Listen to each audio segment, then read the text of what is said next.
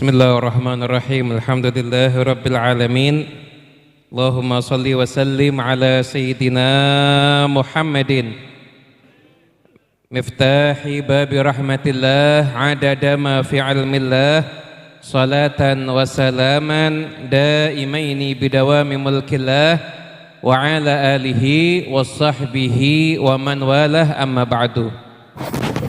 Para habaib yang dimuliakan Allah Subhanahu wa taala, utamanya keluarga dari almarhum Al-Habib Hasan bin Abdul Qadir bin Hadi Assegaf, yang insya Allah dalam pembacaan Khatmul Bukhari di sore hari ini tidak ada yang hadir di sini melainkan Allah Ta'ala kabulkan semua hajat kita.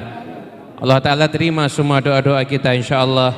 Amin ya Rabbal Alamin. Hadirin yang dimuliakan Allah Ta'ala, Majlis Sahih Bukhari ini dirintis oleh Al-Habib Hadi bin Hasan Assegaf. Beliau mendirikan ada di Kota Sewun. Ketika itu dimulai bukan dengan banyak orang, bahkan dikatakan hanya berdua dengan Syekh Said Al-Amudi. Kemudian berlanjut terus di zaman Al-Habib Muhammad bin Hadi sampai ada di Indonesia ini, dan terus berlanjut. Majlis ini dihatamkan Sahih Bukhari setiap awal Rajab, dibaca dari awal sampai akhir Sahih Bukhari dan dihatamkan di tempat ini, berlanjut dari tahun ke tahun dan insya Allah akan berlanjut terus. Ini menunjukkan betapa niat tulus dari yang merintis, sehingga Allah Ta'ala selalu melanggengkan majlis tersebut. Dan insya Allah sebagaimana majlis sudah diadakan, sebagaimana beliau mengadakan, semoga niatnya pun juga tersambung dengan niatnya beliau insya Allah, dan tersambung dengan niatnya salafun saleh. Amin ya Rabbal Alamin. Salafun saleh, beliau mengatakan, ma quri'a Sahih Bukhari fi syiddatin illa furrijat.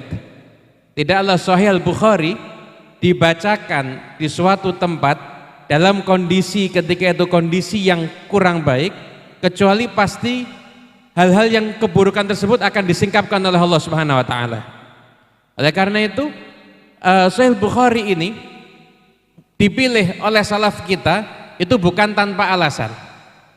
Ketika dibaca Sahih Al-Bukhari, setidaknya yang pertama disampaikan hadis Nabi sallallahu alaihi wasallam. Dan majlis ini menjadi majlis salawat kepada Rasulullah sallallahu alaihi wasallam. Yang qari dia akan membaca qala Rasulullah sallallahu alaihi wasallam. Dan yang hadir setiap mendengarkan tentang Nabi, maka ikut juga membaca sallallahu alaihi wasallam. Sedangkan apabila seseorang disebutkan namanya Nabi Muhammad, kemudian dia bersalawat kepada Nabi Muhammad, maka dia akan menjadi orang yang beruntung.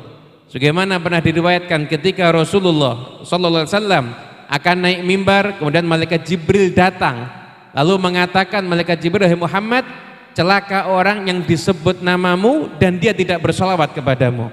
Oleh karena itu mafhumnya kebalikannya, maka beruntung orang yang disebut nama Nabi Muhammad dan dia bersalawat kepada Nabi Muhammad sallallahu alaihi wasallam. Di majlis ini kita diperdengarkan namanya Nabi Muhammad, lalu kita pun mengiringi dengan salawat kepada Nabi Muhammad sallallahu alaihi wasallam. Hingga pernah dikatakan dalam diriwayatkan dalam sebuah kitab, ada seseorang yang saleh, dia punya tetangga yang kurang baik. Tetangga ini suatu hari wafat. Ketika itu seorang saleh tersebut gak lama kemudian bermimpi berjumpa dengan tetangganya, dilihat dalam keadaan penuh dengan kenikmatan. Ya, ditanya, "Kamu kan yang saya tahu kamu kurang baik amalnya, sedangkan kenapa kamu sekarang ini penuh kenikmatan?" Maka tetangga tersebut dia menjawab, "Sesungguhnya suatu hari aku menghadiri majlis hadis. Setelah itu ketika dibacakan nama Nabi Muhammad sallallahu alaihi wasallam, aku mengangkat suaraku untuk selawat kepada Nabi, dan semua yang di sana juga ikut mengangkat suaranya untuk berselawat kepada Nabi Muhammad. Karena satu momen itu Allah Ta'ala ampuni semua dosaku dan aku dirubah menjadi orang yang lebih baik." Hingga akhirnya matinya pun juga dalam keadaan baik karena keberkahan salawat kepada Rasulullah sallallahu alaihi wasallam. Dan majlis ini adalah majlis di mana kita memperbanyak salawat kepada Rasulullah sallallahu alaihi wasallam. Kemudian di majlis ini diperdengarkan nama-nama. Ini nama-nama rawi yang ada dalam kitab hadis Sahih Bukhari. Ini orang-orang istimewa semuanya. Karena syaratnya rawi dalam hadis sahih itu adalah orang yang kepribadiannya itu sifatnya orang yang adil, tidak berbuat dosa besar dan tidak melazimi dosa kecil. Jadi orang yang nggak berbuat dosa besar dan nggak terus-menerus berbuat dosa kecil, siapa namanya kalau bukan wali? Jadi nama-nama yang kita baca tadi ini nama-nama aulia semuanya. Sedangkan nama-nama mereka apabila disebutkan maka turun rahmat dari Allah Subhanahu wa taala. Nah, oleh karena itu ketika disebut nama-nama beliau, Allah menurunkan rahmatnya dan kita yang ada di majlis insya Allah mendapatkan bagian daripada rahmat tersebut. Oleh karena itu manfaatkan betul wujudnya majlis-majlis Sahih Bukhari di sekitar kita untuk kita hadir, untuk kita memperbanyak salat kepada Nabi, untuk kita mencari ilmu dan untuk kita menambah ikatan kedekatan kita dengan Rasulullah sallallahu alaihi wasallam. Al-Habib Abdullah bin Alawi Al-Haddad, beliau di akhir usianya sangat mencintai Sahih Bukhari. Bahkan setiap beliau ada kajian taklim, beliau buka kitab Sahih Al-Bukhari. Di sini tempat beliau baca Sahih Bukhari, tempat ini baca Sahih Bukhari. Dan dikatakan ketika beliau wafat, akhir yang keluar dari lisannya adalah hadis yang terakhir yang ada di kitab Sahih Bukhari. Subhanallah wa bihamdih, subhanallahil azim. Bahkan kecintaan pada Sahih Bukhari dibawa oleh Habib Abdullah bin Al-Haddad sampai wafatnya, hingga akhir yang keluar dari lisannya adalah hadis yang terakhir di dalam kitab Sahih Al-Bukhari. Itulah kecintaan salafun saleh kepada Sahih Al-Bukhari. Insyaallah kita pun semua yang mendapatkan keberkahan kecintaan tersebut.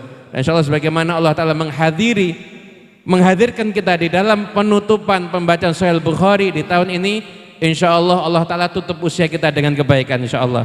Bagaimana Allah Ta'ala izinkan lisan kita berzikir ketika Allah Ta'ala menutup usia kita semuanya, bagaimana keberkahan Allah berikan pada Habib Abdullah bin Alawi Al-Haddad ketika beliau diizinkan untuk mengucapkan kalimat zikir ketika beliau menutup usianya. Semoga kita pun juga mendapatkan keberkahan yang sama insyaallah. Amin amin ya rabbal alamin. Hadza min afu minkum.